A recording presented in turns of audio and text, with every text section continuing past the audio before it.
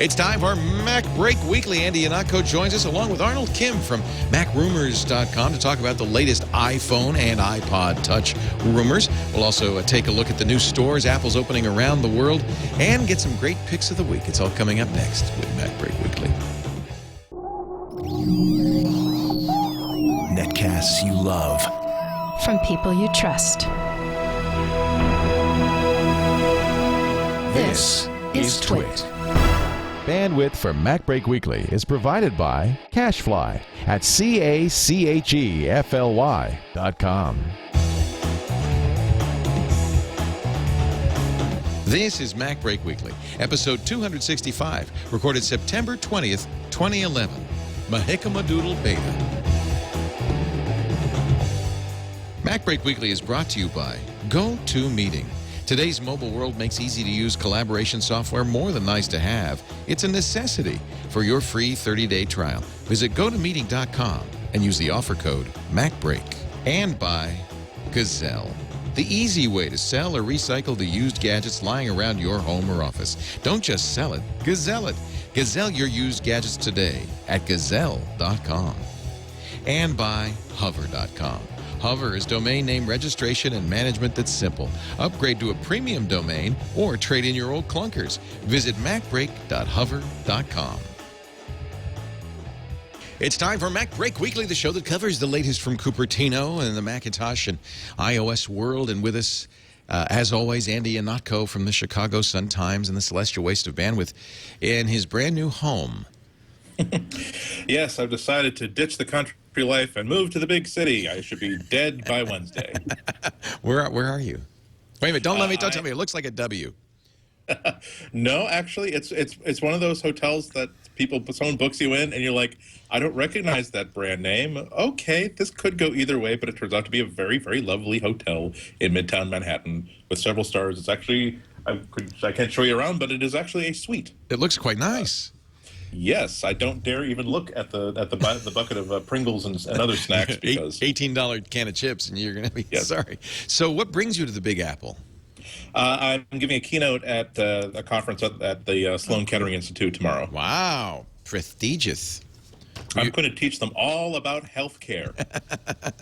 No, maybe I'll just go with the tech side of things. Maybe. Alex Lindsay's tied up in San Francisco with other matters, but we have a very good replacement for him.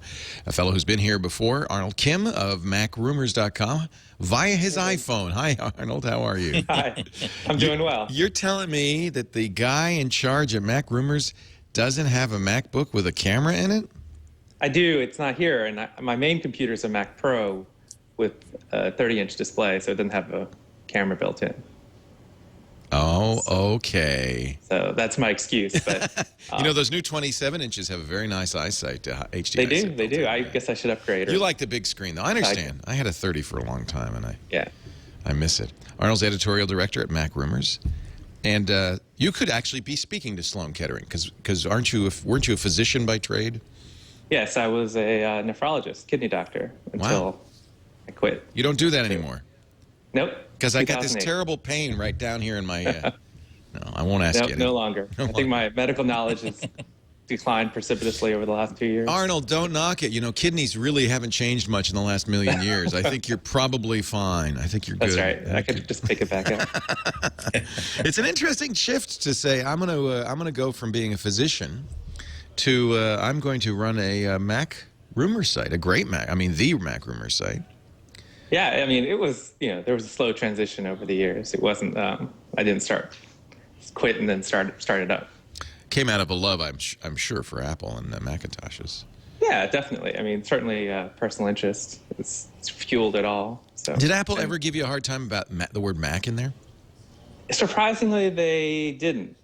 They've been pretty hardcore about the iPod and iPhone domains that people have been using, but I think the Mac ones have been around too long. They might be. It's kind of generic by now. 27 years later, it's kind of. Yeah, they might be too late on that. Actually. Yeah. Go. Because I want to rename this show to Mac Twit. Actually, it is Mac Break. I've never heard anything from Apple, so I guess we're all right. It's good we didn't call it iOS Break. Right. iPod break, you'd have a problem. We actually have iPad today. We haven't said anything about that show yet, but maybe can you edit that out? I know. Bleep. So, top story, kind of an interesting story, straight ripped from the headlines. Apple is at now I don't know how much stock price has to do with anything, but it is at an all-time stock price high. It closed yesterday, $411. But this is the thing I find interesting, up 10% since Jobs stepped down. Is that counterintuitive? I wouldn't say so. I think I can never be shocked by what happens in the stock market because they're not really they're based on reality, but they're mostly based on gambling and fear. But really, the only thing that they will trade based on speculation. But once actual real numbers come by, everybody wises up pretty fast. Also, I mean, a whole bunch of different competitors and lined up competitors to Apple have been flaming out left and right. And I think this is a bunch of excitement going on about a new product release and people wanting to buy in early before other people get in after the iPhone 4S or 5 comes out and gets more attention for Apple, and iCloud comes out getting even more attention for Apple. So I think this is kind of a self-feeding cycle. I take it back now. It's up another 2% today. It's now, it was just at 420. It's now 419.66 cents. Still an all-time record high. In fact, if you look at the graph, a big discontinuity starting this week. It's just jumped on Monday, and then jumped again on Tuesday. Let me look at the 1 month trend to see. Yeah, it's been just climbing like crazy. You know, the old adage in the stock market is you buy on the rumor, you sell on the news. I guess, Arnold, everybody, you know, the price already included Steve Jobs leaving. That wasn't such a surprise. Right. Well, yeah, it wasn't a surprise. It was probably a shock at the time, but everyone knew it was coming. So right. I think from that standpoint, it was priced into the stock.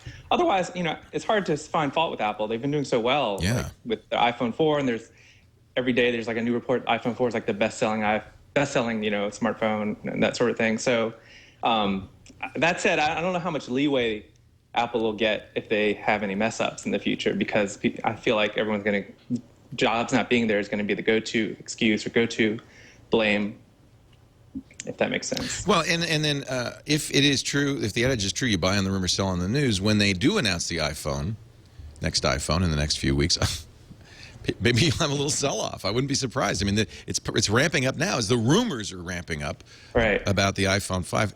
Now, I've been reading Mac rumors religiously over the last few days. This must be the heyday. This is like your election year or something. You know, as the days build up to an Apple announcement. First, let me ask you, any date? Do we know? I think everyone's looking at the first week of October, so 5th, 6th, 7th sort of dates. Good, because I'm planning a vacation for the 10th. And we were trying to decide, it's so funny, we were trying to decide, should I stay or should I go? And I said, oh, screw it, I'm not going to wait to figure out what Apple's going to do. Right. So maybe I did the right thing. Pretty soon. I mean, everyone's kind of on edge. Yeah. And, you know, from what we've heard, it does seem like first week of October is probably, if it hasn't been announced by then, it'll be announced then. And if that's the case, we should hopefully see invites in the next week or so. And the 23rd is, we hear, the day, that's 3 days from now, the end of this week, the day that the Gold Master for iOS 5 will be out, right? That's what everyone's saying, and it seems very likely. Apple is going to reset iCloud data on the 22nd. Perfect. And then I'm certain that the 23rd was planned for GM. Whether it happens, you know, things can always change, I guess, but that's where we expect it to come. I mean, the GM probably see it to developers. The actual consumer release will probably be alongside the announcement. TMO News, and you have this story on Mac Rumors too, it has a screenshot of a newsletter sent to T-Mobile staff saying, quote, "We are not going to get the iPhone 5 this year." However, rumors are strong that Sprint will get an iPhone in October. So T-Mobile will be the one left out. Right. That's what it seems like. I mean, the Sprint rumor had been floating around, but I think the Wall Street Journal is who finally said, yes, it's going to happen for Sprint this year. Wall Street Journal obviously has a pipeline, right? They've got a direct line to the marketing chief of marketing at Apple, and they just pick it up. Right. Yeah, and they say, okay, what's this? Because once it's in the journal, it's like, okay, it's going to happen. Right? Have they missed any of these? Nothing big. I feel like definitely they are the ones that tend to get like these sort of last minute scoops that sort of help. Yeah. Yeah, you can kind of argue that Apple sort of pushing the rumors in that direction to try to keep it's the cotton line. It's the Katie Cotton hotline. Katie Cotton. Yes, you're right, Walt. We will be releasing it on Sprint. I just feel like that there is a little. It must irk you a little bit, Arnold, because I mean, you got actually, I don't mind it at all. It gives us, something to talk about. That's true. That's true. So what do we know now, or what do we don't know anything, but what do we think now about? So first week of October. For a while, I was hearing 2 phones. Then I was hearing 1 phone. Now it seems as if the drumbeat is 2 phones, a low-cost, basically rehash of the iPhone, a 4S. That's for international markets primarily, although will be available here. Maybe that's what T-Mobile will get. I don't know. And then an actual iPhone 5. Is that what you think, Arnold? Is that what you're hearing? Then I'll ask you, Andy. I don't want to leave you out. Yeah, it's been very confusing this time around. I think the iPhone 4S, which is what everyone's calling it, there've been. That's the cheap one.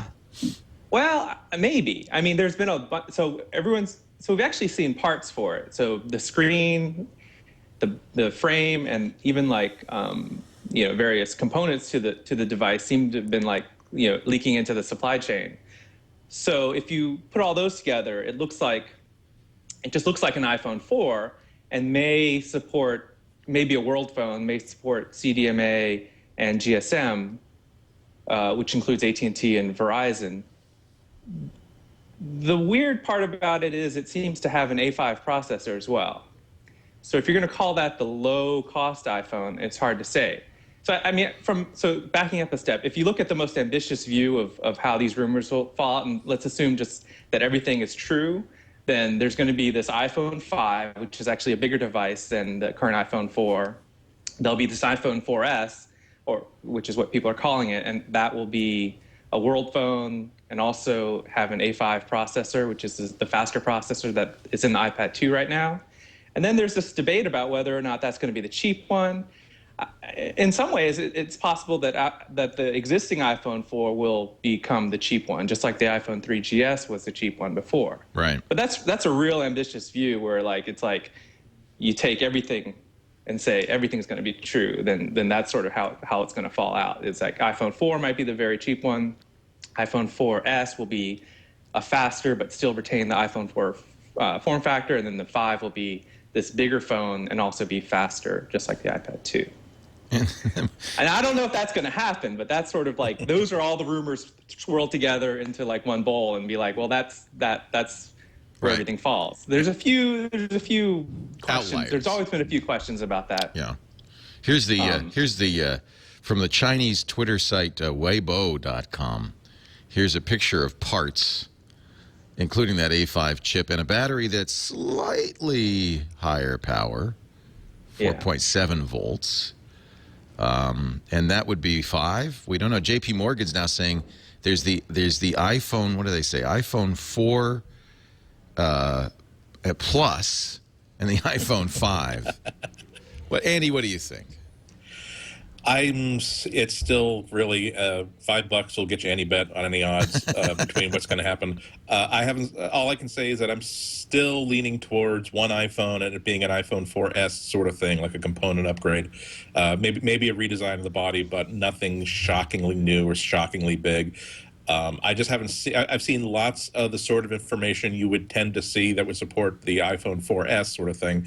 I haven't yet seen the sort of information that would indicate that an iPhone 5 is coming.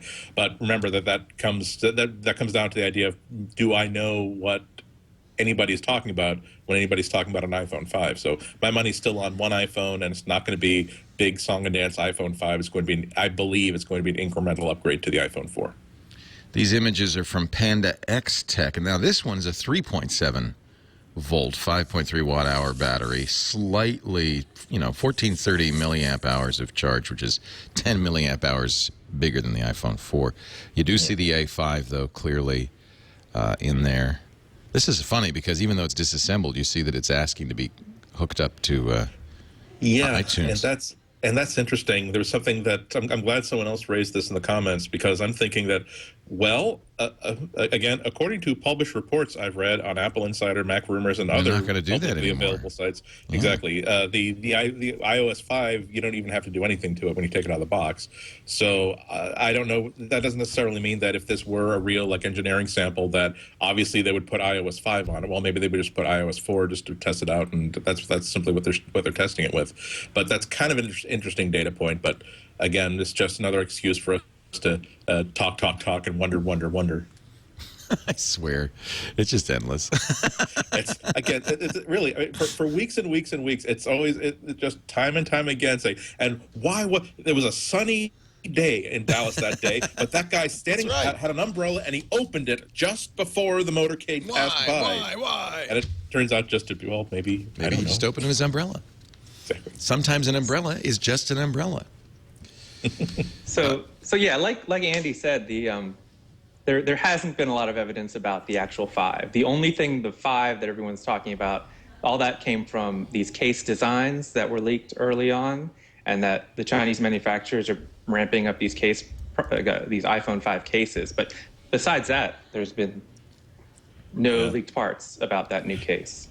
It's Case design. It's getting a little bit funny. I got a picture from somebody who said this looks like it could be the new iPhone 5. What do you think? And I look at it and I thought it was a joke, so I didn't reply. And then I'm waiting for, what do you think this is really it? Because I think it's spot on. And then I had to say very tactfully, saying, well, I'm a little bit skeptical that Apple would put a Nikon F-mount interchangeable lens on the corner of it. Even if the iPhone is not this big, let's say that it's scaled down, I don't think they're going to have an interchangeable lens system attached, because it was literally someone had pasted in the distinctive ring mount of an SLR lens and what looked like a 50 millimeter That's funny. f1.8. So I'm like, that's funny. I got to say no. I could be wrong. Hey, Apple surprised me before, but now I got to say no. Here's an interesting data point. AT&T launched LTE in San Antonio, Chicago, Dallas, Houston, Atlanta on Sunday. But I think we've all been pretty consistently presuming that there will not be a 4G iPhone this time around. But don't you think it's interesting? Somebody said, well, that confirms what I thought, which is that Apple deferred the iPhone 5 until LTE was available so it could ship an LTE-based iPhone. Well, remember that we're all Apple people, so we tend to think that the only phone that anybody is interested in selling is the iPhone. There are these things called Android phones, and they work great. I've been carrying around a couple of different Android 4G phones and having a lot of fun with them. I think that at some point AT&T has to start rolling out their 4G network, and this is just the first step in that network. As a matter of fact, I'm going to be in Chicago for a second conference later this week, and I'm meeting up with AT&T while I'm there, and they're going to give me some hardware. And before I huddle back to my little Puritan fishing colony where we don't deserve AT&T 4G, I'm hoping to get some speed tests and stuff done. This, just so people understand what we're talking about, AT&T has been up to now using something called HSPA Plus, which is really, I don't think it qualifies as 4G. I don't think anybody in the U.S. is actually doing anything that would be truly 4G. LTE is what Verizon, it stands for long-term evolutions, what Verizon's using for their 4G. AT&T will be going to 4G with LTE. Everybody will be LTE eventually. And but right now, if you look at the map, it's 4 dots. It's 3% of the U.S. Yeah. That's where you can get it. And on top of everything else, Verizon right now is to 4G what Apple is to the tablet market. If you really want 4G speed, you really have to go with Verizon because they have the largest network. In my experience of 4, 5, 6 different cities, with usually a Verizon phone and some other maker's phone side by side. Not only does Verizon always have better coverage, but the speed increase available on Verizon is not subtle in the least. Yeah. It's the difference between, hey, wow, that's faster than 3G, and just, hey, wow, which is pretty much what Verizon will give you. But I do agree with you that I think that if there's amongst the good reasons for Apple not 4G in an immediate phone is that this is the thing that will make between an iPhone 4 and an iPhone 5, the thing that will take people, not just people to have an iPhone 4. And I think that's one of the signal things they're going to be using for the iPhone 5 designation. We've seen people on Google Plus and elsewhere and other social networks saying that AT&T has suddenly started offering them this and that. Somebody said the AT&T offered to convert me back to unlimited data, and guessing that maybe this was AT&T worried that people would pick up the new iPhone at Verizon, hoping to get a better data network. But I think we all agree that well, let's ask Arnold, because you're the only one we haven't talked to. But over the last few weeks, I think we've all agreed that it seems unlikely that Apple would do a 4G iPhone next month. Right. No, I agree with that. I mean, I think all the signs have been, all the analysts, all the predictions have been that LTE is too soon for this launch. So right. There's also someone pinpointed the exact Qualcomm chipset that they expect Apple to use, which I guess has a lower power profile than the current ones. And that's not due until the first half of 2012. So if you believe that, then that would make sense. Go with that chip. And Apple said during a conference call that there were compromises they were unwilling to make with the LTE chipsets, which everyone interpreted as power consumption. Well, I think the most important data point is that Instagram 2.0 came out today. And clearly, that means the new iPhone will be here any minute now. You ever think that in Apple, there are this team of engineers who just weeps every time an app like Instagram becomes a popular thing? They say, we spent so much of our time. I missed my baby's first steps because we were engineering the best camera phone ever, and you want to just use this cheap app that makes it look like a 1973 Polaroid? Well, screw you, Instagram users. I never thought of it quite that way, but you're right. I have to say, though, that Instagram is, I would bet, I think I saw stats, but I don't remember, but I would bet Instagram is like the #1 way iPhone pictures are shared these days. Huge number of people use Instagram. Now they're going to go to a higher resolution, which is good. Still won't be 8 megapixels, if there is indeed an 8 megapixel camera in the next iPhone. Anyway. I hope I didn't steal anybody's pick of the week with that one.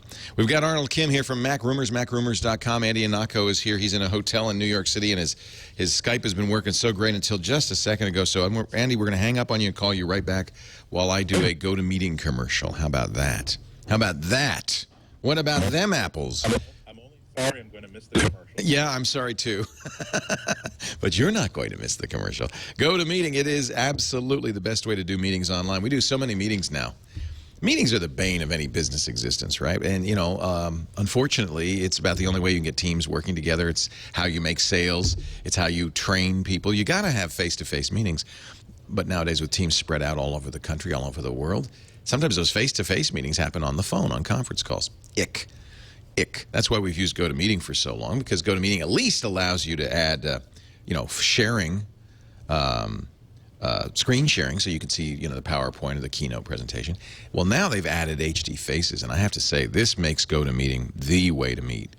Even if I'm going to have a meeting with staff in the same town, I'm going to say, let's use GoToMeeting. GoToMeeting has added high-definition video to their screen sharing. It's incredible. You can have up to 6 people in the meeting, see their video. Everybody these days has a webcam, except for Arnold. Everybody has a webcam these days, so it's really, and I'll tell you, if, with the kind of bandwidth that you have nowadays in most places, you're really getting high-def, crystal clear video. The audio is built in, so it's a conference call over VoIP these days. You still have the screen sharing. It is just a spectacular way to streamline communication, to improve productivity. You could schedule meetings in advance. That's what we usually do. We send out an email, makes it very easy for everybody, but you can also do it on the fly. By the way, your attendees do not have to have it installed. It's a click, and 30 seconds later, it's running on their system. I love that. No IT support necessary. You don't need to have it uses NAT traversal, so you don't need to punch holes in firewalls or anything like that. It really is very, very slick. Try GoToMeeting right now, free for 30 days. Just go to the website, gotomeeting.com. And now, it looks like, yeah, try it free button, and then use the offer code MacBreak. Go to meeting.com. This is 30 days free. Go to meeting.com, try it free button, MacBreak. Get everybody in your company or everybody you meet with to try this. Show them the video. I think they'll be blown away. I could not believe how good it was. It really, it's incredible. We should actually do the shows this way. Go to meeting.com. Use the offer code MacBreak. I think you will love it. Andy Ihnatko is here from the Chicago Sun-Times and the Celestial Waste of Bandwidth. If you stopped wasting your bandwidth, maybe your Skype would work. We called him back. He sounds good. Am I? Thank you. I think we'll just call you back every 10 minutes. Fine by me. American Customer Service Satisfaction Index. If you can imagine what that measures. It measures satisfaction. Apple #1, once again, in satisfaction. A poll of 70,000 consumers. Apple kind of clobbered everybody else. There's Apple with 87% customer satisfaction. That's kind of stunning. Hewlett-Packard was 78. Baseline, whatever that is 78. Acer is 77. And they rolled Lenovo, Sony, and Toshiba into all others. I don't know why. Dell down there at 77. So, but here's another. This is actually this is from Harry McCracken's Technologizer blog. This I like. This red line is Apple. Look at the customer satisfaction.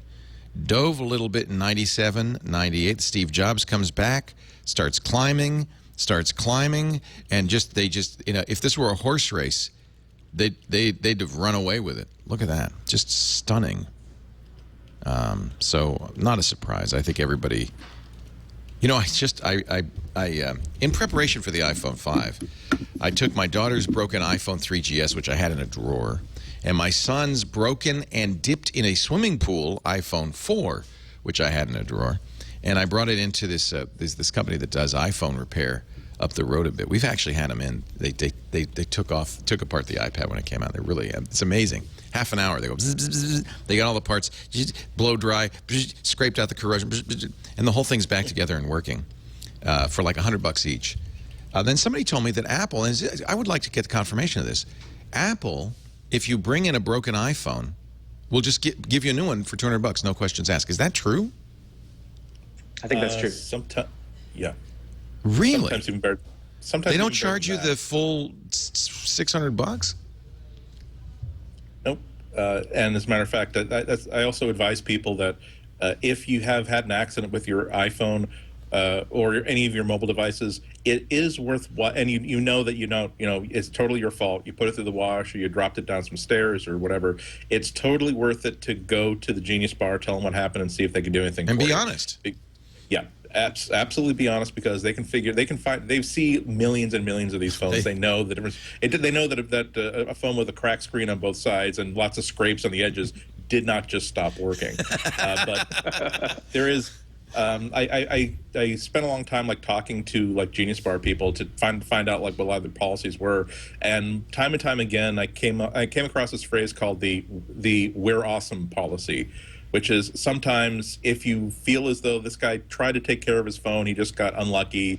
We happen to be doing kind of okay with spares on hand, so just to prove how awesome we are, we're going to explain. And this person was honest with us. Just to show how awesome we are, we're just going to swap him out a new phone.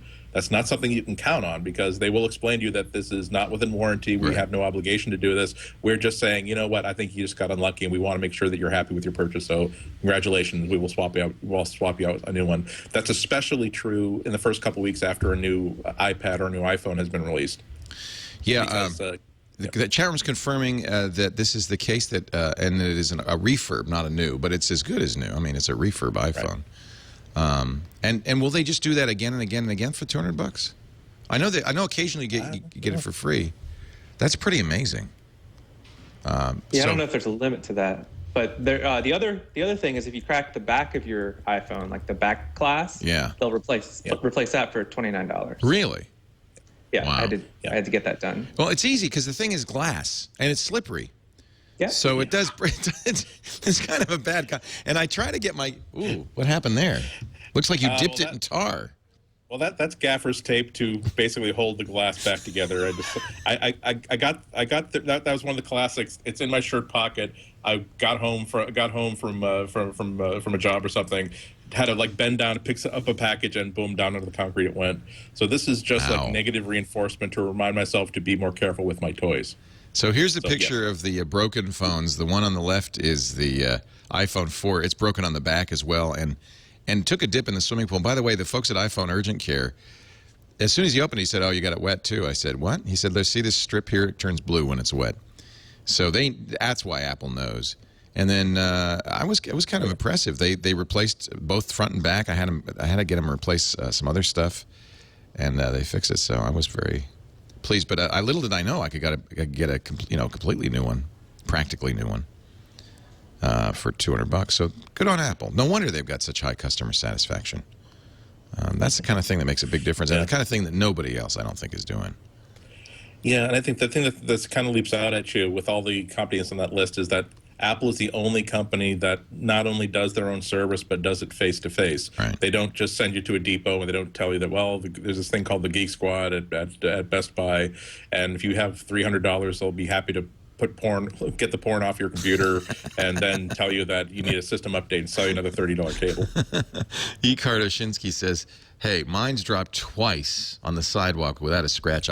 I must be dropping it wrong." So I have not broken mine. I have not broken mine, not once, any phone. But these are my kids who have clearly different standards for how things drop. According to Mac Rumors, great site, love that. Arnold Kim writing, Apple's working on allowing the merging of multiple Apple IDs. This has been kind of painful. I have a couple of Apple IDs, and one I can't even log into anymore. I changed the password, and it immediately says, "No, you've tried too many times. It's just broken. I got to call them." But it would be nice to merge all of these. They're not doing it yet, are they? No. So it's interesting because Tim Cook's really, really responsive with his emails. So people have been emailing him ever since he became official CEO. And there's been a lot of reports of, he gets a lot of one-word, thanks replies. But then other times he seems to forward issues on to the right people, and then they get in touch with the customers. And these are pretty nicely done. Look, he says, "Hi, Sheldon." Well, wait a minute, that's from Eddie. Who's Eddie? Eddie Q. He's Eddie Q. Services. Okay. Internet services for Apple. So now, he's responding too. That's very cool. Yeah, so I think Cook triages his emails, or someone does. Forwards it over. People. Yeah. Yeah. I'm sure he has the office of the president or office of the CEO who's going through all of that stuff. Sure. But the Mobile Me one, two people actually got the same response. They actually got a phone call about it, saying, "Yes, we understand that this is an issue where you have multiple IDs and you can't and you want to merge them. Right. I'm sorry, we can't do it right now, but I've talked to whoever is responsible for that, and they've said they're working on it. So stay tuned. Look forward to it. Right. So, and it's clearly going to be a big problem, especially with iCloud. Even with the automatic downloads, it's an issue. I don't know if you've tried using the automatic downloads. I have it. It's great, but it's per, if you have more than one account, they lock you for 90 days, and you can't switch it again. So you kind of have to commit. Oh, I didn't know that was going to happen. Yeah. So pick your account. Switch. Right. 90 days. That's on the phone? That's on the phone and the computer, I think. All right. Well, this is good to know. I didn't expect that. All right. Also, go ahead. I'm just saying it really is a mess. As a matter of fact, it's in some ways I wish that we could sort of split the accounts, because I'm starting to get a little bit concerned about the number of different ways my Mac experience could be totally screwed up if somebody knows what my iCloud or Mac address is and what that one password is. That one password used to just control, hey, I'm just going to sync a few things and I'm going to buy some things off the iTunes store. But now it's the key to every transaction you ever do with Apple.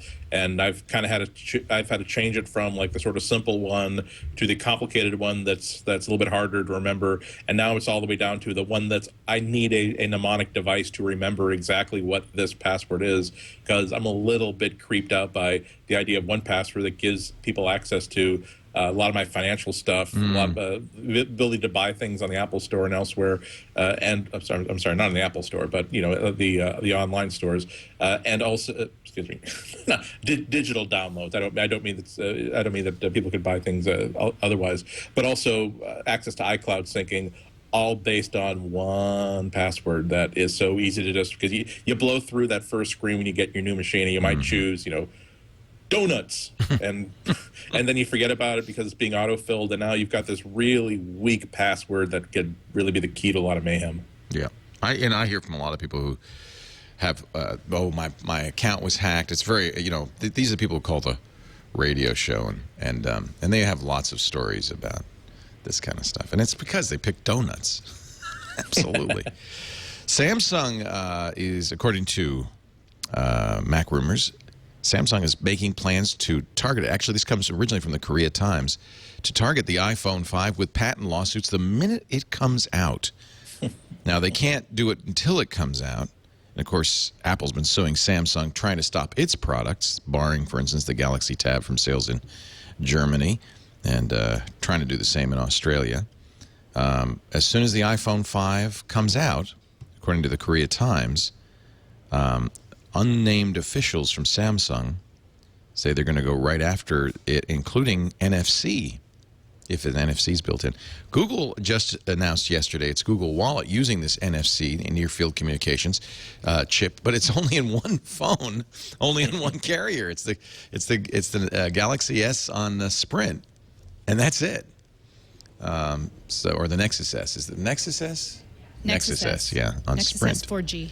So you have to have that one phone. But then, if you have that phone and you're in San Francisco or New York, and you're on Sprint, and you're at a merchant that takes it, then you can use your phone to pay.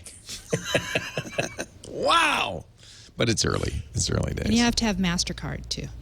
You could charge it up with any card, though, right? But there is a special card that'll work with it. MasterCard and Visa and American Express and all of that is coming. But that magic voice, by the way, I know you're looking, you're saying, where's the woman?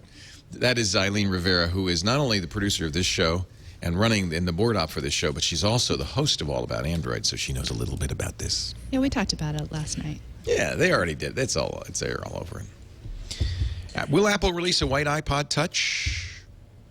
Everybody talks about this October event as if it's an iPhone event, but it's usually an iPod event. Arnold, do we know anything about iPod releases for next month? Yeah, so I think what's going to happen, and it's a little bit of a disappointment, I guess, is that there will be a white iPod Touch, and that's nice. Still, well, and what it sounds like, still the black iPod Touch, and not much different. So I think a lot of people were hoping that there would be a major upgrade to the iPod Touch as well as the iPhone, but from what we heard, it sounds like the white iPod Touch may be really it in terms of the iPod line as to what they're changing. So I don't even know if it's going to get. Doesn't even sound like it's going to get an A5 processor. Wow. So it needs a better camera. I wouldn't worry about anything but a better camera. If it would just have a better camera. Right. There was a lot of people were very unhappy with the iPod Touch camera when it came out because it's like a. Yeah, it's like I don't even remember the resolution. It's like 1 megapixel. So yeah, it's the worst. It is. It's literally a megapixel. And it could be so good. I think Apple's probably smart because I think people are actually. I believe they're actually buying the iPhone for the camera, and that's how good that camera is on the iPhone. Yeah, there's also been a lot of talk about and again these are. I think as Apple gets more popular, the rumors get sort of insane because everyone sort of throws in their 2 cents, or if they hear any little thing, it sort of becomes a rumor. So one discussion point was, is Apple going to make the iPhone so cheap, the iPhone 4, I guess, presumably the low-end iPhone, so cheap that the iPod Touch is not as appealing, or it will not be as appealing? Because if you have a low-end iPhone that costs the same, let's say, off-contract as an iPod Touch, then why wouldn't you buy the iPhone? And I guess the only other reason is the iPod Touch is thinner, if that matters to you. That makes sense.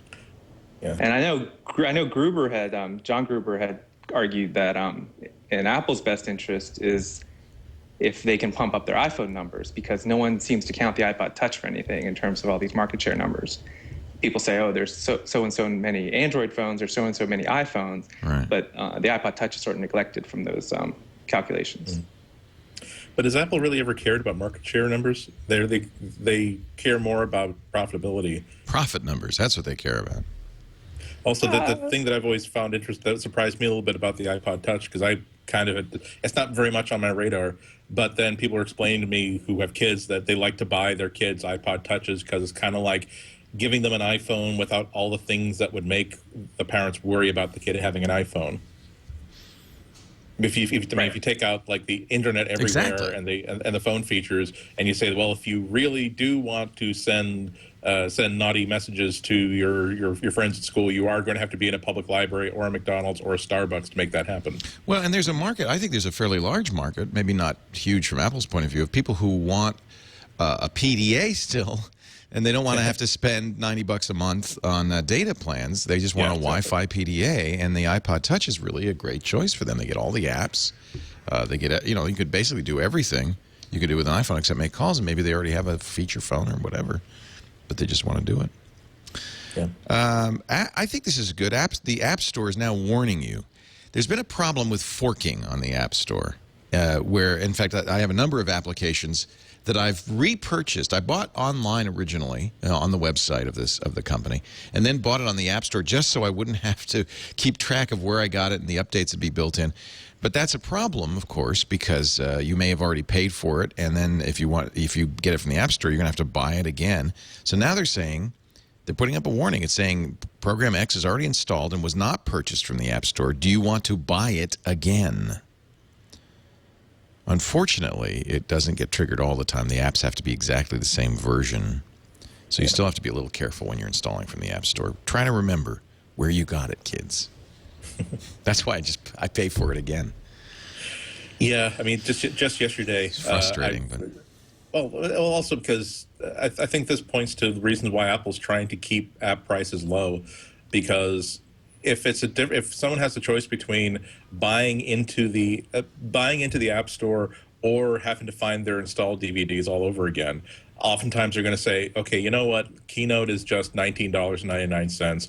I'll buy it through the App Store, and that way I will never have to look for that DVD ever again. I'll never have to authenticate ever again, and all the updates will be a lot easier to pull off. That's what I did yesterday. Yep, that's what I do. Speaking of updates from the App Store, here's a really big one we've been waiting for here at the old Twit Brick House. Final Cut Pro 10.0.1. But don't be fooled by that version number, which makes it sound like a minor update. It's pretty significant. For instance, they now have an XML format that can be imported and exported for other programs to read. And for us, a huge thing, it supports XSAN. Which it did not before. Now I'm hoping it'll support non-Apple SANs because that's how we do our editing. We actually were looking at changing to Premiere because the new version of Final Cut Pro 10 does not support saving and editing from a SAN drive. So I'm hoping that maybe this will work. We don't know yet, but this is a big update, even though it's only 10.0.1. It's going to make a huge difference to us, and it might keep us in Apple shop. I'm not promising. Full screen view in OS X Lion is now enabled. Can't believe it wasn't. I'm not a Final Cut expert, so I'm not sure what else is important in here. Speed up delivery with GPU accelerated export. That sounds like something we'd need. Export audio and video stems as a single multi-track QuickTime movie. Whatever. At least it's free, right? It does point to like people think that Apple is a supremely arrogant company that doesn't really pay attention, and they're at least partly right. But they look at the numbers as much as anybody else, and if they see that as a decision that they made just is not going down with anybody, that's when you start to see a reversal or a modification, and that's when they start to. There will never be a press release.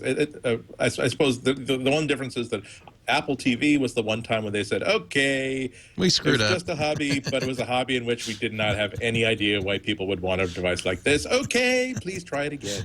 But this is more typical to what they do, where they'll say, you know what, maybe it is okay to have the old version of Final Cut available. And if you really do feel so badly about it that I saw you having being taken out to lunch by that nice rep from Adobe, why don't we just slip a few features that we initially thought were not going to be important, or more likely, it's more likely this a feature that that was fought long and hard about inside an office. One side won, one side lost, and the losing side said, "Yep, you see." That's why I threw that cup of water in your face. Not because I'm a mean guy, but because I didn't think you were listening.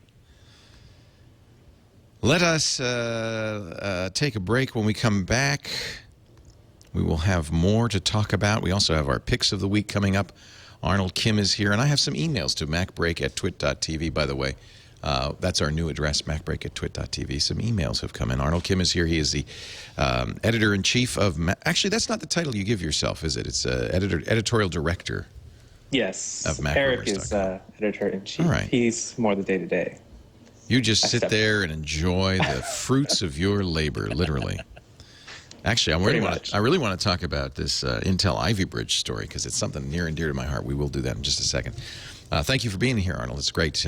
Alex Lindsay, thanks for having me. Assignment today, and Andy Ihnatko also here from New York, where he's about to speak to the Sloan Kettering Institute about cancer treatment in oncological affairs. Because many people don't know that, but that's his real expertise. I dabble. They say you always have the dream about turning your hobby into a career. Well, I think I'm just this close to it. Dr. Mom says, hey, that's my talk. He stole it from you, Dr. Mom. Stole it from the best. Before we go much farther, I want to tell you about Gazelle.com. There is I am convinced, I don't have any crystal ball, but I am convinced there is a new iPhone coming. There are new iPods coming. Some even say there are new iPads coming. And when the time has come to buy a new gadget, please rid yourself of the old gadget. You don't want to be like me with a drawer, a closet, and an entire... Actually, I have a friend. His name is John C. Dvorak, who rents an entire, office above a gas station to store his old gadgets. He just throws them in there. I'll never forget, it was in the early days of doing the radio show with him, 1991.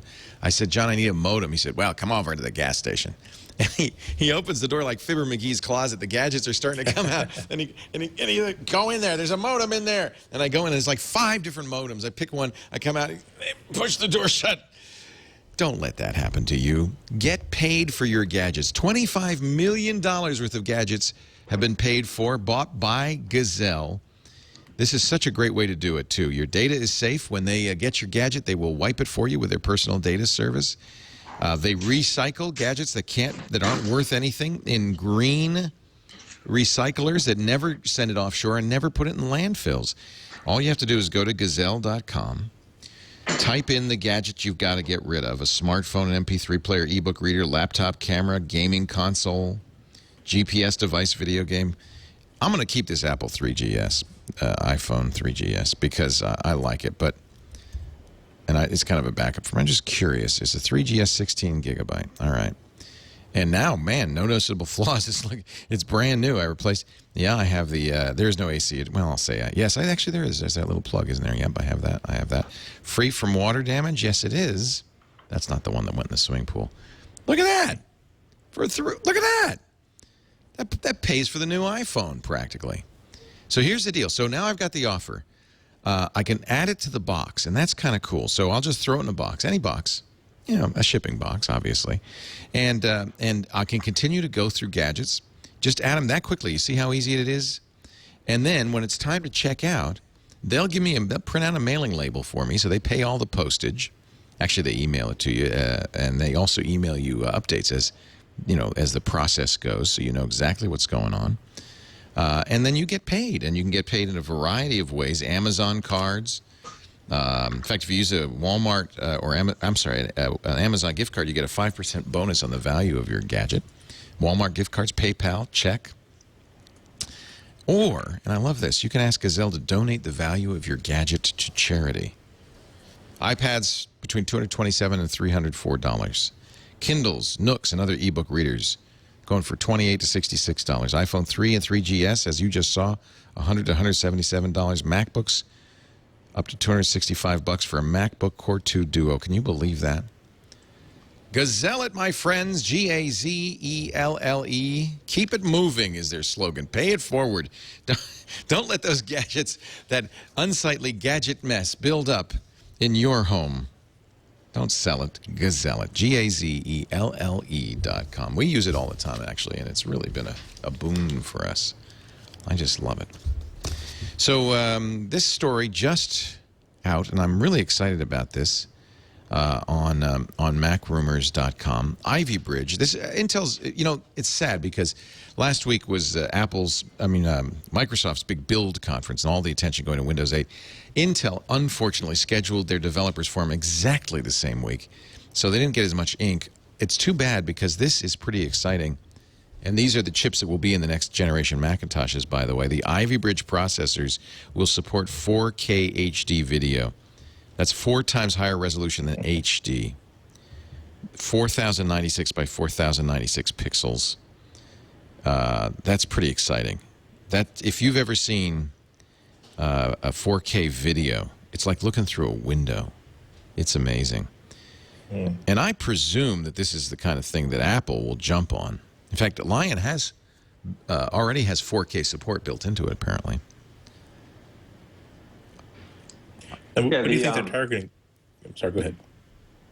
Oh, no, there's been a lot of, it's been of interest to me, too, because there's been a lot of talk about, once Apple introduced a Retina display for the iPhone, everyone was like, oh, I can't wait till, and then, you kind of, when you first hear about it, you think, oh, how much better could it be? And then you actually use it, and you're like, wow, it's like, that's whoa. great.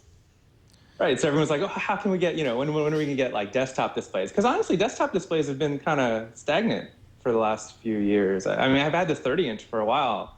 I don't think you can get much better than this, right? It's amazing. It would be amazing to have how big is the resolution on the 30? 2560 by 1600. Okay, so it's actually not that high resolution compared to this 4096 by 4096. Obviously, you'd have to get a new display.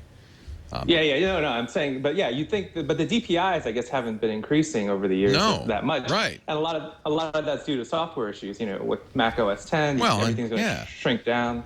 When we first started doing MacBreak video, that insane Alex Lindsay put it out as 1080p video, and you couldn't play it back. And this was only a couple of years ago. It would just stutter. I mean, if you were lucky enough to have a 1080 screen, you just couldn't play it back. Mm-hmm. So I think this is a big improvement. Now, people are pointing out that it's not 16.9, and that's true. And I'm not sure exactly what that's all about. But that's what the Intel slide says: 4096 by 4096, which is square. I think they just mean they can push that many pixels, whatever shape it comes in. I'm not sure. I get it. It's still 4K. Yeah, and the big advantage, presumably there's third-party graphics cards that already support 4K video, but I guess the key here is that this is going into the MacBook Air, the next MacBook Air, the Ivy Bridge chips, and they don't have enough room to put, or enough, I guess, heat expenditure. They don't have the heat allowance to put in a third-party GPU, so they have to use Intel. So the trick here, or the subtle point here, is that presumably the next MacBook Air could support these resolution screens. Whereas, if you have a Mac Pro, you can put in whatever video, whatever. You can put in a $500 video card and get whatever you want. There's enough cooling in there and so forth. Right, but this one will actually be available through, down to the low end. In a laptop. Right, to the MacBook Air line. Well, you're going to be really glad now that you have that, whatchamacallit port. Thunderbolt. Thunderbolt, yeah. The whatchamacallit, because then you can go out to that big display from your little computer. Well, when they come up with a new Hickamadoodle based back, that's going to be. Wish you could wait another year. But when I'm reading about this, though, I'm trying to figure out exactly how that would translate into a direct feature. That I think that Apple would be really, really happy if they didn't ship a single Mac that didn't support really good full 1080i or 1080 or 720 video. But is there really a need for a Retina level 30-inch display? Because a 30-inch display, you're going to have that at least 18 inches away from you. Right. And at that point, are you going to really appreciate that kind of dot pitch? Or is this the sort of thing where they're just saying that if this is a feature, this is going to be a feature in every one of the Macs that we have that have the Pro designation. Although we appreciate that only people who are having a Mac Pro might be doing the sort of work where they might want to actually see 4K video. Wow. So it's a cool chip feature. It can only translate into cool things, like the release says. It seems to be a free feature that you get with every one of these chips, as opposed to, well, we'll add another $350 bonus SKU to the product line to give it the special 4K video equipped Macs. But I think we can't be quite so literal in thinking about how this is going to translate into a new Mac. Well, I think the dream though is not a high DPI 30-inch screen so much as your 11-inch MacBook with twice the dots per inch. So a really high-density laptop display, which whatever the, I mean, I think that's what I've been sort of, with all these developments, that's been sort of in my mind is when are we going to get a MacBook Pro that you can buy that isn't 1440 by 900 and it's 2880 by 1800, and then suddenly everything is that much sharper or smaller. Yeah, I mean, getting a higher resolution, I think, is a natural.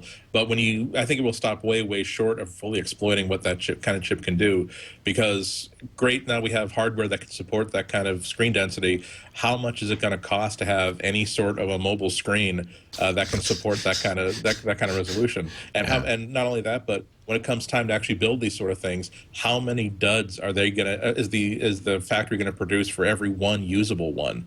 I mean, it's okay if you're doing like cut rate laptops where you're going to say, you know what, half the screen is kind of purple, the other screen is a little bit plaid, but you know what do people want for $1,400? Perfection, ship it anyway. We face Apple's going to be a lot more picky. We faced these problems before, though. They've got LCD yields way up now, and they've got prices way down. It's just, it's not going to be next year. I agree with you, Andy, but I think it's going to happen, and it's going to be amazing when you are holding a laptop in front of you with that kind of resolution. It's going to be mind-boggling, I think. But it's not. You're right. It's not next year. I would love to see an engineering sample and see not like a super high def display, but see the exact same screen that I'm seeing right now, but then appreciate that the little text, like the little bookmark, the text in the bookmark bar. Will I notice that it's that much sharper, and is it that much clearer to read? And are we gonna? Or I think if all we get out of this is that now, like, all the menu bar icons are going to be 256 dots and 16 million colors. It's like, okay, maybe we could do better than that. I have to say, having seen 4K displays at CES before, that it's more than just more detail. It really is. It fools the brain. It really looks. It's real.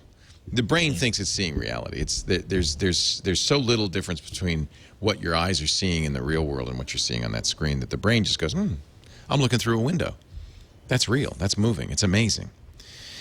Truckee in our chat room gives us this update that the LaCie hard drive we've been waiting for, the $399 terabyte Thunderbolt drive, is coming to the Apple Store. It's available for 2 to 3 week shipping at the Apple Store right now, so it's coming in the next couple of weeks. It took them a while. It's been a year, I think, since that Thunderbolt was LaCie Thunderbolt hard drive was announced. Yeah, terabyte for $399 is a little pricey, but it's not awful. Yeah, it's about twice what you'd pay for any good name brand drive that supports USB 2 for external. And probably the same. Only like a FireWire 800 drive would only cost you about 175, 180. Right. But it depends on if you really need that kind of throughput. Well, you know who does. It's Alex Lindsay, and now I know why he's not here. He's probably picking one up right now. Maybe he'll go to Shanghai this Friday. The Apple retail store, the Nanjing East retail store, opens on Friday. And then Saturday, these are massive stores, by the way. On Saturday, the Hong Kong store opens up. 15,000 square feet of Apple Store goodness. And it will be opening up this Saturday, 9 a.m. I imagine people are going to be lining up. These big store openings are a lot of fun, and they often have big giveaways, too. Speaking of stores, you can now buy online in the Czech Republic, Hungary, Poland, and the United Arab Emirates. The official Apple online store is now available in 4 new languages. I don't know why the Emirates didn't get Arabic. Maybe because it's right to left. Huh. Email doesn't. I don't know. That's weird. but the confetti's. By the way, notice this is cool. At first, I thought this is the same graphic backdrop, but Mac Rumors points it out. The confetti is in each country's national color. Ooh, nice, nicely played, Apple. Well played. That'll fix everything. Huh? Yeah. That'll fix everything. John Scully interview, very interesting interview with, not sure, who is this? The Financial Times? Finn's Technology. Scully talking about, of course, he was at PepsiCo when Steve Jobs very famously wooed him to come to Apple in 1983, saying you can continue selling sugar water to kids, or you can come with me and change the world. Scully did, and he changed Apple, firing Steve Jobs shortly after. It's interesting. Boy, is this I highly recommend this interview. And Scully has some regrets about how Steve was treated. He says the way it went is that the board decided to remove Jobs from the Macintosh project, the project he had shepherded to bring. And this was just before Macintosh came out, I believe. To remove him from that, it was such a blow. They did keep him on as chairman of the board. It was such a blow to Steve that 6 months later he just quit outright. And interestingly, Scully has not spoken to Jobs ever since. He says it's still this is John Scully talking. It's still a very painful story because we were not just business colleagues, we were good friends. We spent a tremendous amount of time together. I think the separation was driven by Steve being in a real funk because the Macintosh, which he developed, was failing in early 1985. And I had forgotten this. His vision was ahead of its time. The power of the microprocessor, that 68,000, I think it was a 1 megahertz 68,000 in there, wasn't enough to do what he wanted to do, and Mac sales were falling off. The board made a decision. They asked Steve to step down as the head of the Mac division. He would still remain as chairman of the board, but that was an incredible blow to the man who created the product. He was extremely hurt and pained by it. Scully says he came from corporate America. He was used to this kind of stuff, but he says that's not what you do with the founders of companies. Steve and I had a legitimate difference of opinion. Scully wanted to keep the cash cow that was the Apple II going. Jobs really wanted to move the company toward the Mac. He says the emotional blow of the board asking him to step down from his role leading the Mac division was incredibly hurtful to him. I didn't realize how painful that had to have been. He says Steve went off on sabbatical some months later, came back, resigned from the company, took 5 executives with him, started Next.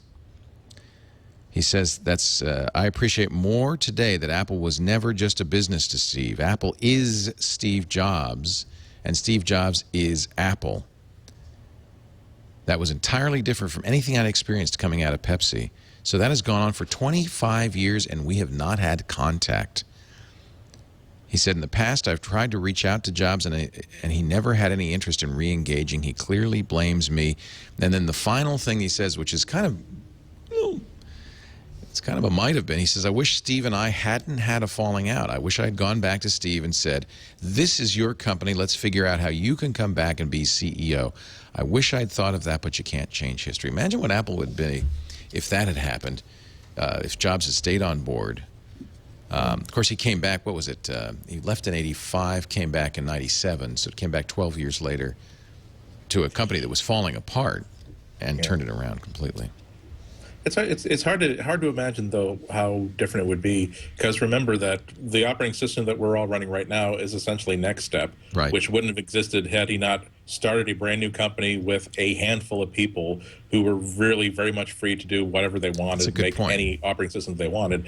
I think we all remember what it was like. All the different strategies that Apple had for next generation operating system, that just blue boxes and pink boxes and red boxes and different kinds of composers used as code names without any sort of coherent strategy as to what was going to ship and what any of the goals were. So it's also interesting given that all of modern Mac history has been about Apple being not only led by Steve Jobs, but led in a very hands-on, no-nonsense fashion by Steve Jobs. It's hard to remember a time when he actually was not the top person on the org chart, and there was a time when it was possible for him to be forced out by anybody.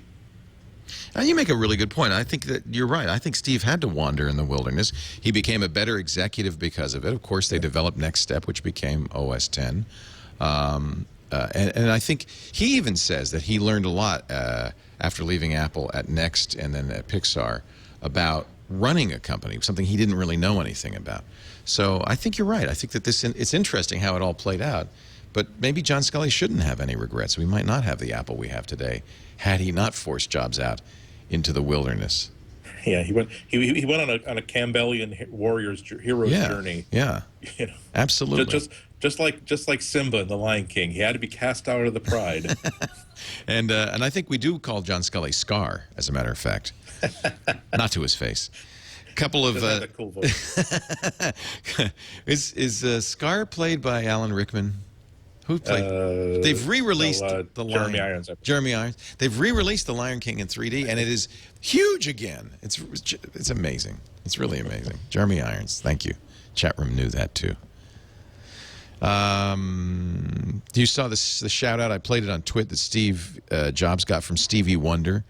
He was performing at a concert on Saturday in Echo Park, and on stage said, "Hey, I just want to shout out to a guy who's going through tough times right now, but a guy who really made a difference for people like me, blind people, by making Macintosh and iOS accessible." And he said, he said a big thank you, really. I thought that was really, really moving. And apparently there's a rap song dedicated. Don't play it. Eileen knows me so well. It's apparently very not safe for work. I would only play the very end, that's the only part that mentions Steve Jobs. That's okay. It's okay. Hustle Game Boss on Twitter says, check it and download my new song, Steve Jobs, here for free.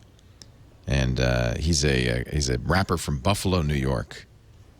And it's a rap song to Steve Jobs. But the last few lines, that's why it never bothers me when, I can't even say this. Those guys copy all my moves. My competition's hollow. My product sets the standard for the rest of you all to follow. Steve Jobs.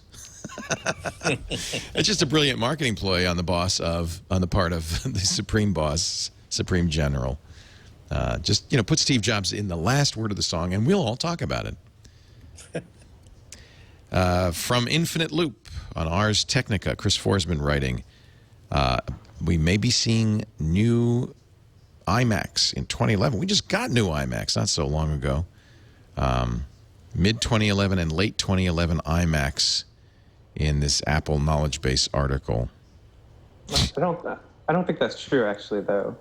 The late 2011 iMac, they took the reference out, but Apple called the educational iMac the late 2011 iMac, the one that was released, the 999 one. So even though it came out earlier in 2011, that's what they call the late 2011. Well, it came out in August. That's late. But yeah, and there's a knowledge base article that labels it the late 2011. The mistake was that it was included in a Thunderbolt article, and it doesn't have Thunderbolt. So there was a mistake somewhere, but I don't think that means there'll be another iMac out. See, this is why we read Mac Rumors, because Arnold knows. He's got the analytic smarts. Back to school, Mac sales outpace PCs even without the white iMac. NPD Group saying that Apple grew much faster than the Windows notebook market did in the September quarter, or maybe pre-September quarter. I don't know if they would know. They do, always do that promotion in August. In this case, a $100 App Store gift card with the purchase of a Mac. Last year, they got an iPod Touch, but which was worth more, twice as much, in fact. But it seems to have not hindered sales for education. Interesting. Maybe I'm curious. What do you guys think now that you've seen it of Windows 8? I think it's fantastic. I've got it. Yeah, I've got it running on my in a VirtualBox on my Mac here. I also have an older Windows machine back home that's running it natively, and I think there's a lot of great potential here. I would love to see a couple of really nice, more ambitious Metro apps realize that to really see what it's like to live in this new user interface and try to actually get work done, because all the sample apps that are written for Metro right now are just little doodad sort of things. Remember, that just got released to developers last week.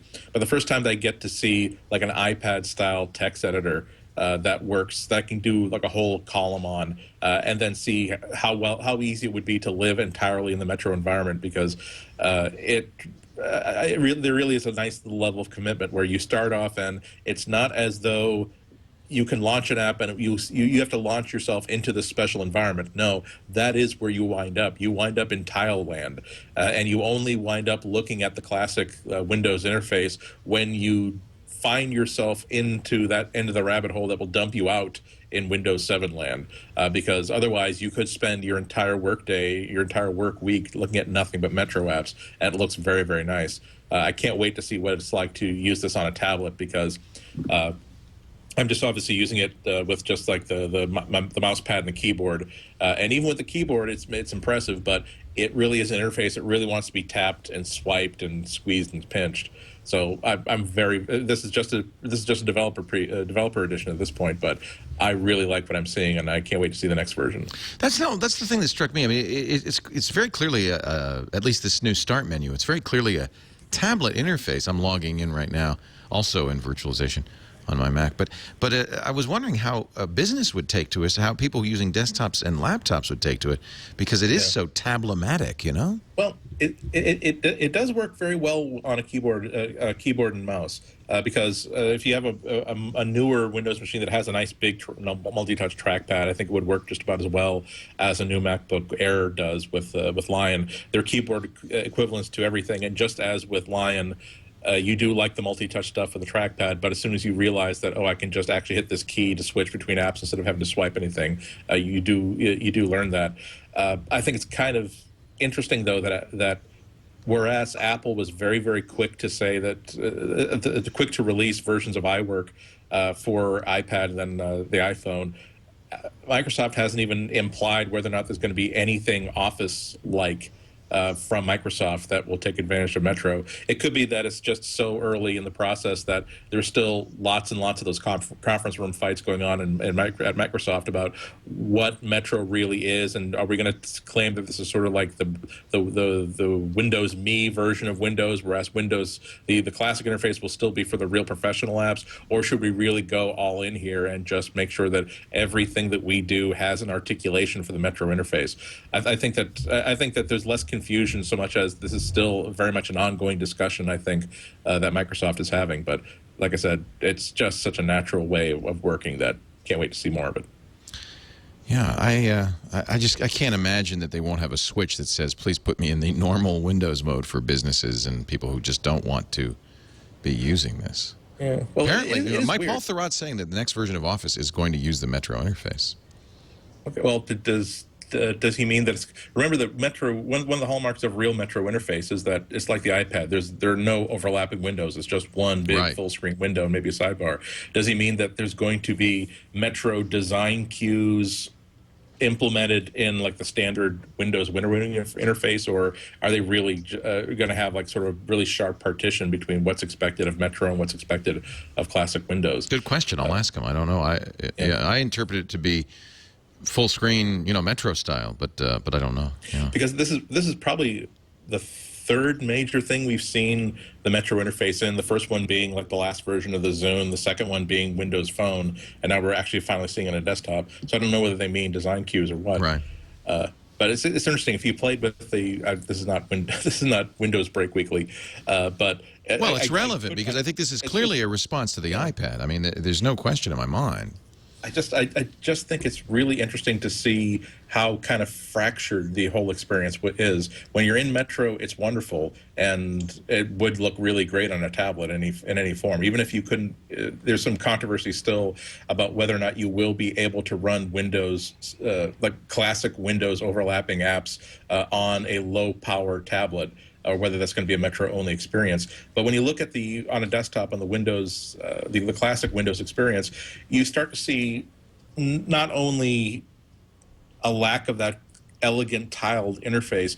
But it's almost as if this is where all the people who hated Metro at Microsoft and did not work in that project wound up, and they are sort of raising a middle finger at that side of the screen, Right. because now there's a new, huge, immense ribbon in Windows Explorer that every time if you're looking like at a pictures library, now there's a ribbon inside the window that has every single task that's possibly could be related to dealing with a photo library. Right. And if you're a brand new user, I suppose it's kind of cool to be able to literally open up like the takeout menu and say, okay, I want the peanut noodles with shrimp, spicy peanut noodles.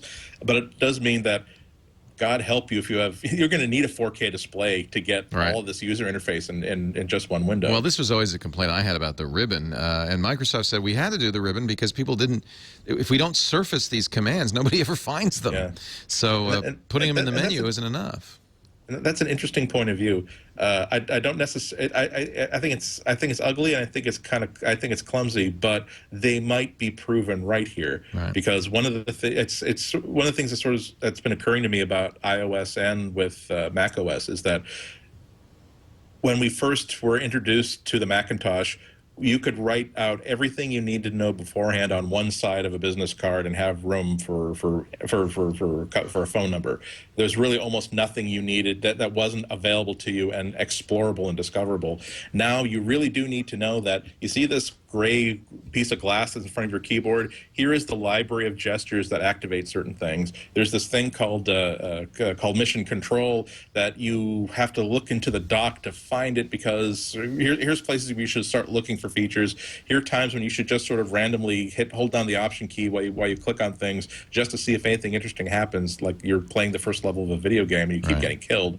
So I think Microsoft is wrong here in trying to put more interface visible, but we'll find out when this thing ships, and it's possible that people who've been frustrated by Windows for a long time are going to say, yes, I have no idea that I could do that with this with a pictures library. I had no idea that it was possible for me to share this file with like everybody who's inside my work group. These were features that were already always in Windows, but there was never a button saying share this with my work group, or share this and click to drag names into this to figure out who's going to be able to see this folder and put files into it. But the bigger point is that it's interesting that this is the difference between Apple's point of view, saying that we want to have an entirely dedicated device, an entirely dedicated operating system, where the whole design language is, if it's possible for us to hide a control, we will hide that control. If it's possible to make this display more clean and have fewer distractions, we're going to do that, even if sometimes it means that you're going to have to read, let's say, a CD booklet to find out how to use things. Whereas Microsoft is saying, nope, we want one grand unified operating system that will articulate itself on any device and in any different app. And if it means that people have to sort of have like a computer that's like a sugar frosted mini wheat, it's got the sugar frosted side, but then the entire other shredded wheat side that you cannot see until you flip it over. It's an interesting battle that's going to be coming up in 2012 and 2013, I think. Yeah, I mean, I commend them for their guts. I have some real skepticism about whether one size fits all is gonna work, and I agree with you. That's kind of where it's gonna boil down. Arnold, have you played with it? Do you care at all? No, I care. I found it very interesting. I find the whole movement towards the Metro, the interface, very surprising for Microsoft to take such a bold step. It is. I haven't played with it though, so I haven't installed it. I haven't messed with it. I've just seen some of the early videos. I mean, in my mind, what was interesting is that once this becomes the normal Windows interface, like, if once millions of people start using it, I wonder what will happen to Windows phone market share, because suddenly the Windows phones will be familiar. Right. I mean, because currently you pick up a Windows mobile phone, I don't even know the right name, Windows Mobile 7 phone, and and it's very foreign. I mean, if you haven't used one before, and I've messed with one briefly, but it just felt foreign to me at the time. But pretty soon the Metro interface, I mean, it'll all sort of converge on the Windows side at least. So I'm sure that's kind of the point from Microsoft. Yeah, no, definitely. Yeah. And suddenly suddenly Windows will be just a very familiar option as a phone once that becomes prevalent. It's interesting because their first attempt at a Windows phone was shrinking Microsoft Windows down to phone size. Miserable flop. You don't need a start menu on a phone. Now they're doing the opposite. They said, Right. we'll make a phone operating system and we'll blow it up to fit to the desktop. And I think in both cases, I think what Apple's done is a little more sensible, which is there's a similarity, there's a core similarity between the two. But, and they say OS X is at the core of iOS and all of that. But it's very clear there's a touch portable operating system, and there's a truck-based operating system, a desktop operating system, and I don't mind the Lion full screen and stuff like that, and the gestures on the desktop, but it's still fundamentally a desktop computer with some tablet-y gloss. See, but don't you think that? I always thought that the Launchpad and the App Store were the first steps to making. Oh yeah. Apple's version of this looks just like an iOS device you're familiar with already. So it's sort of the opposite of where Microsoft's trying to go, trying to familiarize everyone with on the desktop and then have them jump over to mobile too. There's millions of iOS devices out there. So is Apple? Like I said, I didn't think Lion would do it, but I thought pretty soon we would see sort of this iOS shell, which is basically Launchpad plus Mac App Store. That would be the default for mom and pop walking into an Apple store saying, I want to buy a computer. Well, and I guess that you can say that both Apple and Microsoft are both trying from different points of view to deal with the same issue, which is that the desktop might be dead or dying, and that the future is in a more intimate interface. And how do we migrate to that? Yeah, there's sort of a tell here that something that Apple is doing isn't quite working, though. Here I am. I'm just going to be gone for 24 or 36 hours from my office. I've got one small project where I need desktop apps. And so, once again, I'm traveling with my MacBook and my iPad.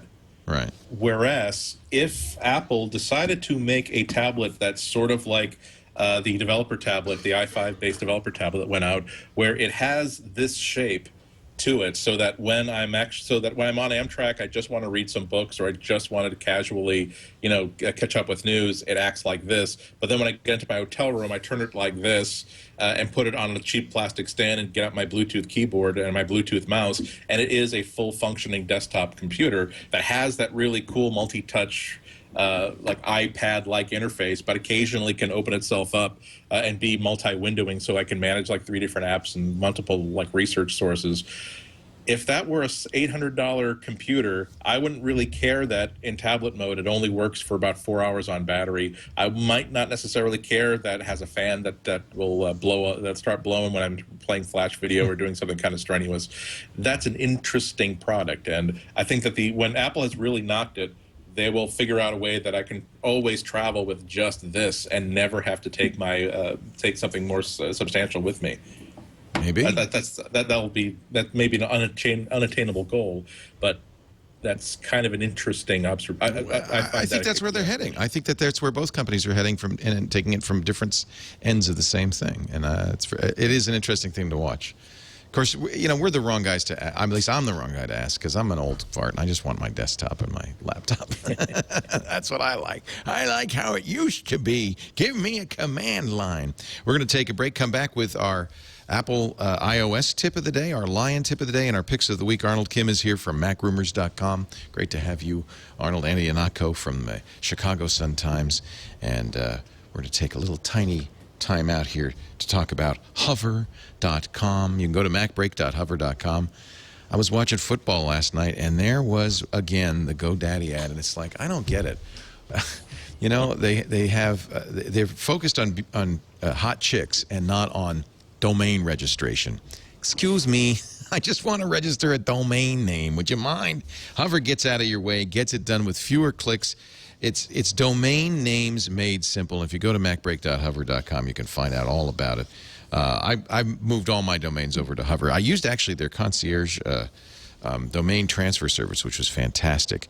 And it's $10 for the domain, but that adds a year to your registration, so it's a really good deal if you move over to Hover. Now they've got two new domain services. They call them premium domains and clunker trade-ins. So if you search for a website like, let's say, pantsforsale.com, that might perhaps, domain names that might perhaps already be occupied, they give you an interesting feature here. Domains that are owned by somebody else but are available for sale come up with a little gold star. Those are the premium domain names. Pants for sale with a star next to it means that somebody owns Pants for Sale but is willing to sell it to you. In fact, they have the price right there, which I think is very interesting. So you can purchase those hard-to-get domain names right from the domain name search box. Those stars indicate it.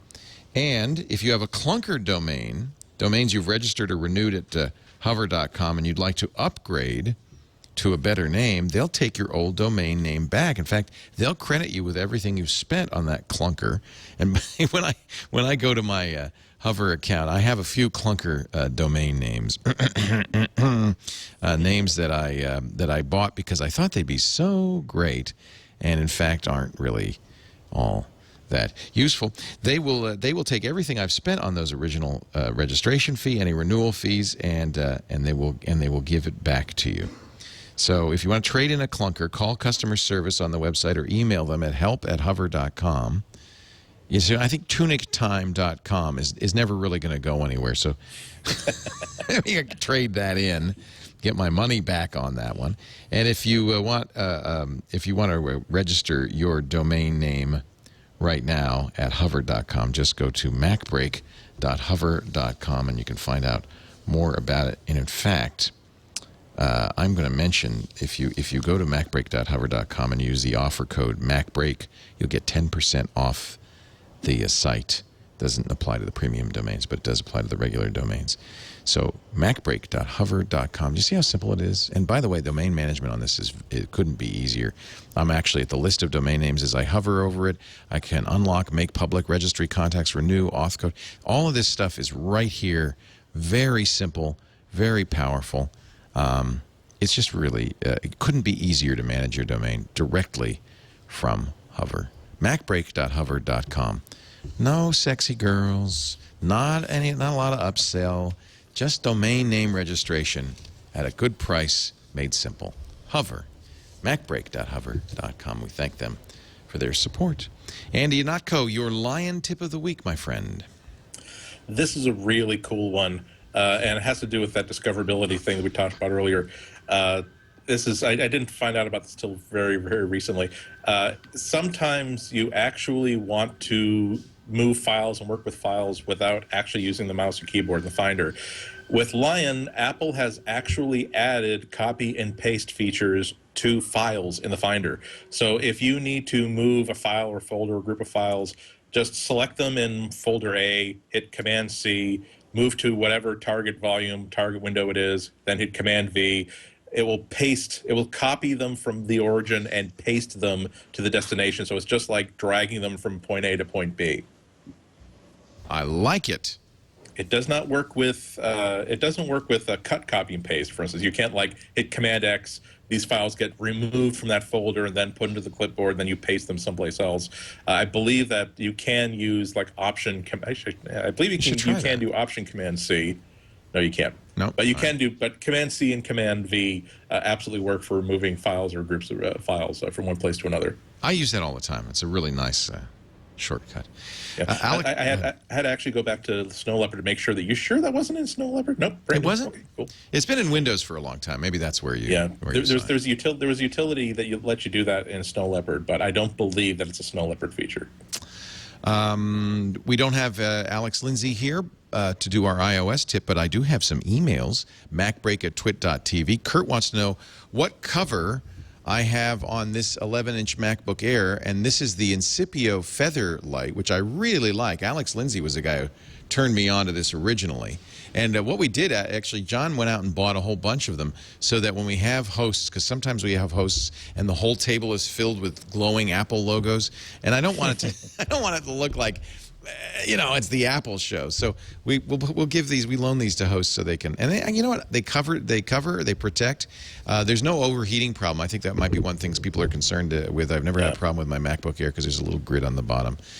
Yes, Spec does make ones that are translucent, but these are opaque, These are from Incipio, and I think they're $30 or $40 each. They're really nice, and they have them for all models. I think these shells are a really good thing for anybody to buy. I have one from Incase, and it's been on my my MacBook since the day I got it. Not only is it just good protection because you're hopefully looking forward to the day 2 or 3 years from now that maybe you get a little bit something back for your old machine when you trade it in on a new one, and that'll really help the resale value. But also, how many times do you go through airport security and you nervously count?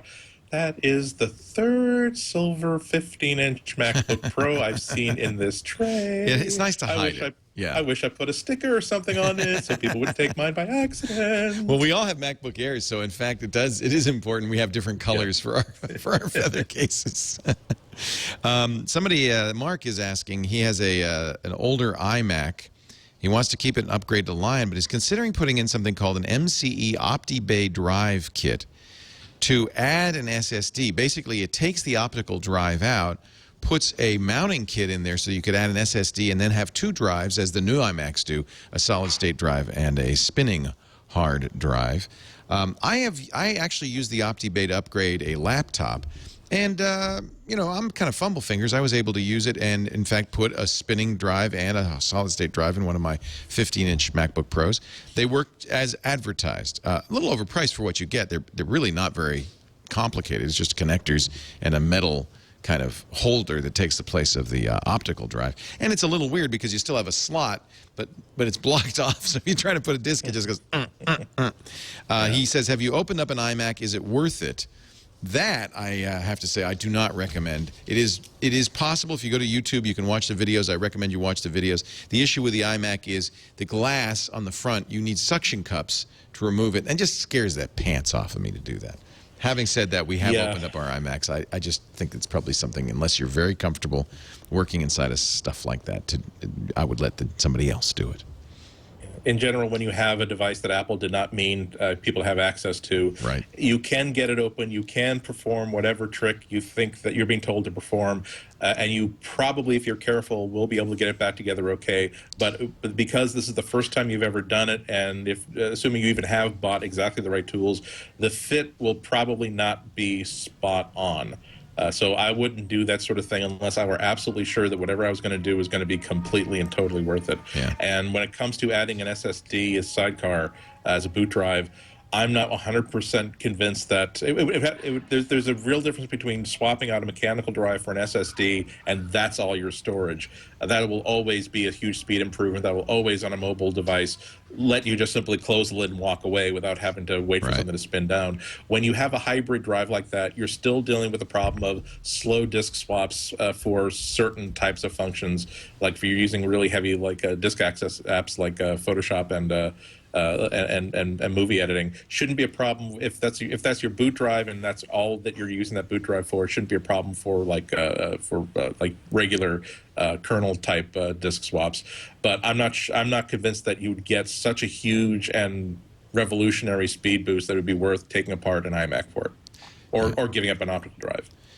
The chat room suggesting, and I agree, iFixit.com. They have parts and tools and videos for doing all of these kinds of things. So if you're going to take apart an iMac, they actually sell the suction cups, all the parts that you need to do the upgrade. So even if you're doing something as simple as upgrading the RAM in your MacBook, which is something that Apple allows you to do, your first step is iFixit, because they will give you exhaustive, beautiful, shot-by-shot, step-by-step guides you can just download for free. Yeah, yeah. And the tools if you want the suction cups.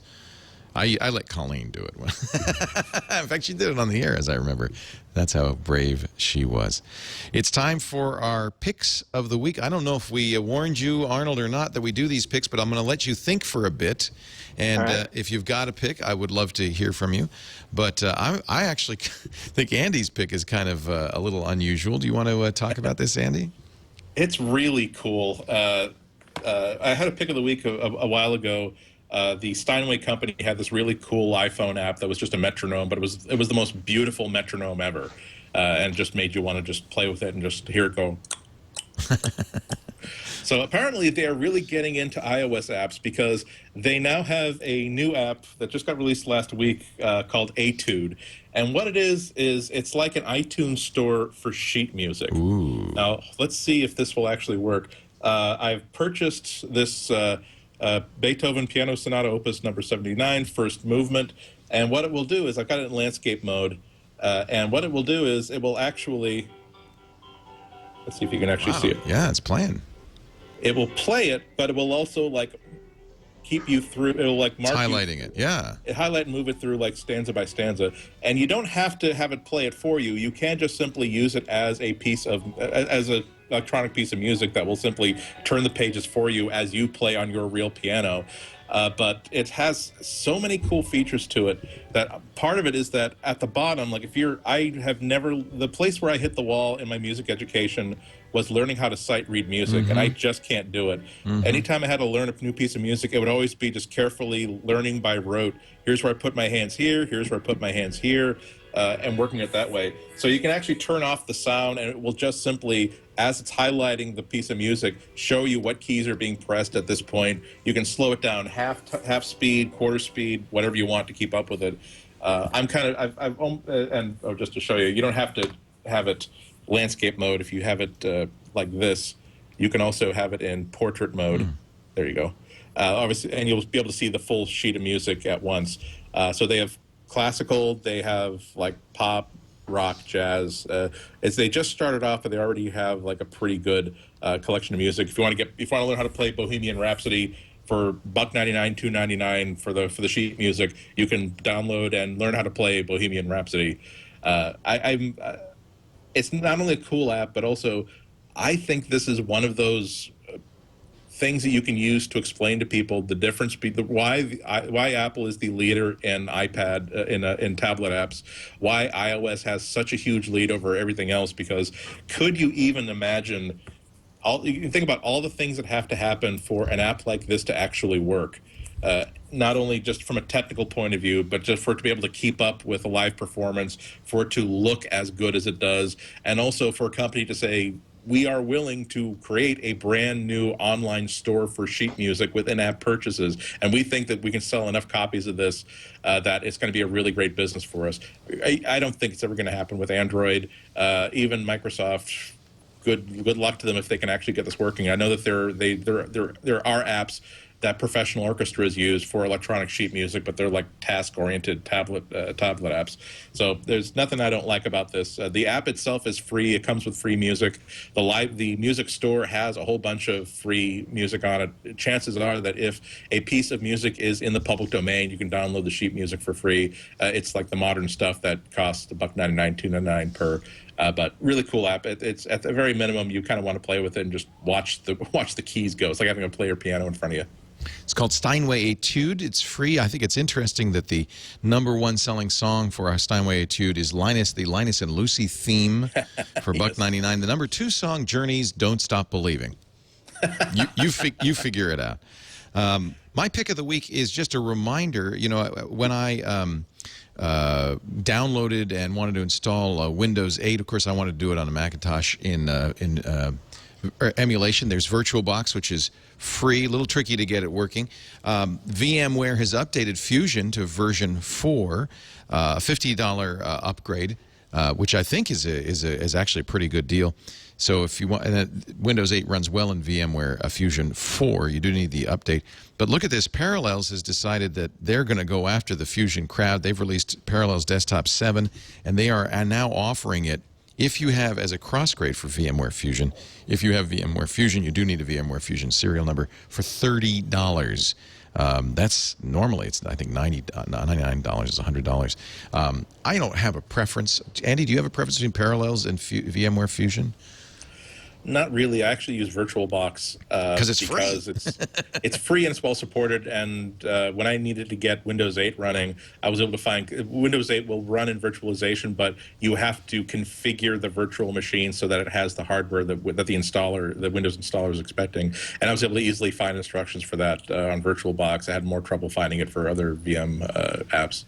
Both of these apps will do one thing that I don't know if VirtualBox will do, which is you can have a boot camp partition, as I do on this MacBook Air, and you don't have to install Windows a second time in the virtualization. It'll just use that boot camp partition. So now you get the best of all worlds. If I want to boot into Windows, I can. If I want to run it in virtualization, I can.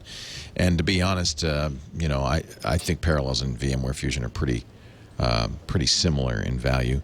Although I do notice a lot of reviews that say they like Parallels. Lately, they like Parallels a little bit better. It's a little bit faster.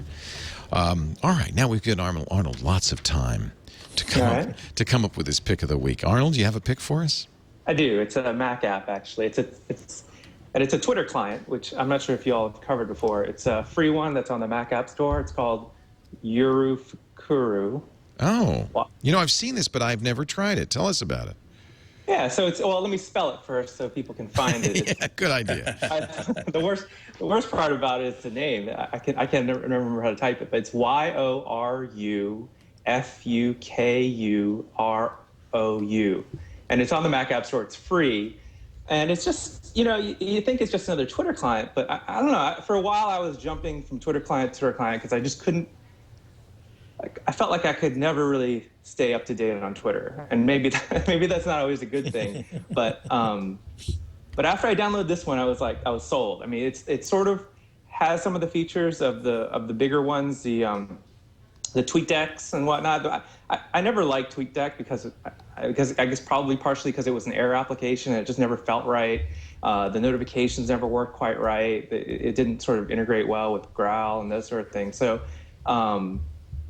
What's really nice about Fukuru is just you can do multiple accounts, of course. You can have multiple tabs, and there's a lot of good keyboard shortcuts so that once you get used to it, you really feel like you are I don't know, I feel like I have control of my Twitter client, and I can jump from place to place, easily reply and follow up and those sort of things. Whereas with other ones, I've always kind of felt lost in them.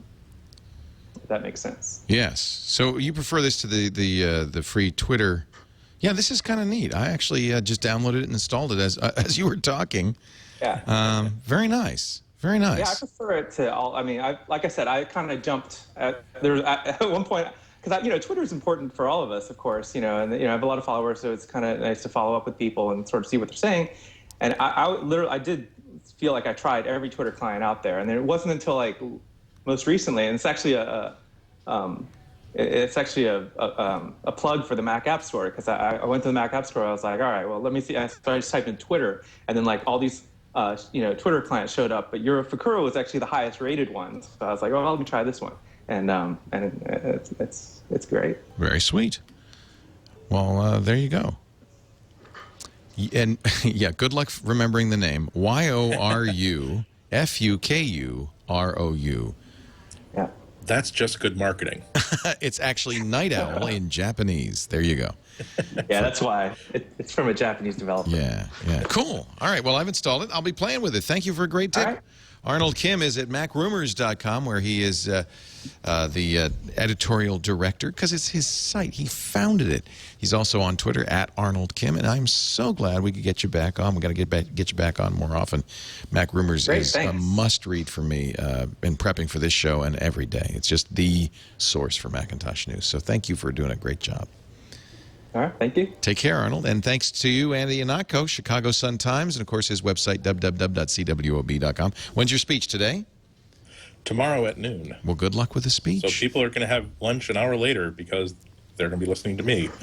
I don't think I can live up to that kind of expectation. Wow, that's tough. That's a lot to ask. Well, I appreciate. And New York is a foodie town. It is, as it ought to be. Is the speech open to the public? Dr. Mom's asking. I don't believe so. Oh, because she's a doctor. For Sloan Kettering community. Well, I'll check. I'll check. I'll check and put something on Twitter. I don't believe it's open to the public, but I'll check. Follow Andy on Twitter at IHNATKO, which is about as furukuru as you can get. Thank you, Andy. And thank you all for being here. We do this show every Tuesday, 11 a.m. Pacific, 2 p.m. Eastern, 1800 UTC at twit.tv. We hope you will watch live. If you don't get to, well, don't forget, you can always download it. In fact, I download it anyway in case you missed something. It's on twit.tv. We've got links to all the download places. Of course, it's on the iTunes Store. Everywhere better podcasts are available. Just search for MacBreak Weekly. Thanks for being here. Now get back to work. Break time's over.